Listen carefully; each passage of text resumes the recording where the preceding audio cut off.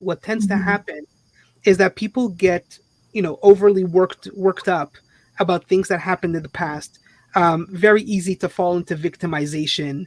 A lot of, and I'm currently working with a client, and we're helping this business professional parent better. So Mm-hmm. we're taking a lot of the stuff that she does in her leadership position, and we help her see the parallels in the same way with her children.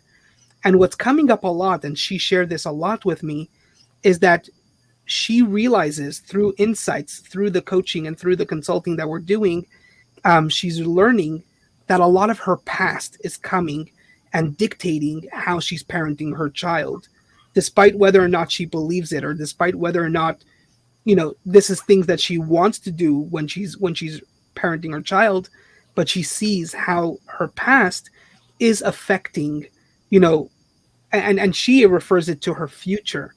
And that really is really interesting to me, because what tends to happen when we're talking to people, they tend to talk a lot about their past and their future, and it seems like the here and now sort of disappears in between, and that to Mm-hmm. me is interesting. I don't know. I think getting over the past in a healthy way is important first, but also not really forgetting the here and now. And I'm wondering, my question to you more is, what's that leap from, getting over the past and people who are jumping to the future? What are you seeing? What are, even in your experience, or what are your thoughts about it? I think that what happens is, like you said, that we tend to replay the things in our past, and that becomes really strong. And so there are certain strategies that you can use to be able to ground yourself in the moment. And so we had spoken the other day that I'm taking a positive intelligence course, and so one of the things that I really like about that is that it's stopping, it's disrupting, the thought pattern in the moment, by grounding yourself, by really tapping into your senses, then to Hmm. and that helps you to some of it's breathing, some of it's tactile, some of it is visual, and those things help to bring us back to the moment. And it is hard at times, because Mhm. we're distracted and we're thinking about the next thing, the next thing, the next thing. Right. But I think one of the things that really struck me when my kids, especially, were younger is looking at their faces and how disappointed they were when I would say, let me do this, and then, or shoo them away. And they were disappointed. And I remember that those faces and just thinking, it's like they need me now. And now Hmm. having young adults, it's like that window of time, is over, and they need me in Hmm. new and different ways. But, Right.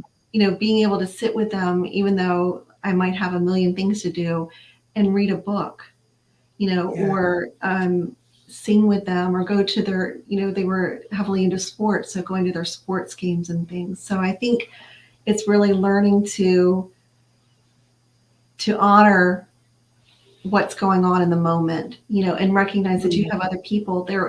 Our kids are learning to model their behavior after us. Right. And Right. Right. so, we are those role models. And if we, are always showing that we don't have time, or we're pushing them aside, then, what type of message does that send? And I can remember growing up and having that happen to me, and Right. so I think that's one of the lessons that I can bring from childhood is, like, when my parents maybe didn't have time for me or were distracted, and thinking about how do I want to show up for my kids. Right. Yeah. That's one of the stories that we shared in our first meeting. Was the other day when I was taking my family shopping. It was actually the day that Jeremy and I were scheduled to meet with you, and obviously you heard the story, but I'm sharing it with the audience. Um, and I was rushing, and like I was just and being able to look at the past of what typically happens when I get stressed trying to hit a meeting or something. You know, inevitably I end up getting uptight and upset and anxious towards my kids and towards my wife, and it just ends up making things a lot worse. So I remember running through the what do you call it, the supermarket, and just having to remind myself, okay, wait a second, slow down. It's not worth it right Mm. now. We're here because, and even just when I'm out with my kids shopping or whatever we're doing, I catch myself constantly trying, don't do this, don't do that, just sit nicely, stand nicely, walk nicely. And what the reason behind it is because I'm trying to make sure that as when they grow up, they're going to be proper, polite human beings. But what about now? Right now, they're kids. Right. It's totally normal for them to be kids. And again, like you said, parenting is probably one of the best personal development programs you can go through because it forces you to really true. think about your actions, and then it forces you to think about yourself. And then thinking even for myself, you know what? Yeah, I need to chill. I need to relax.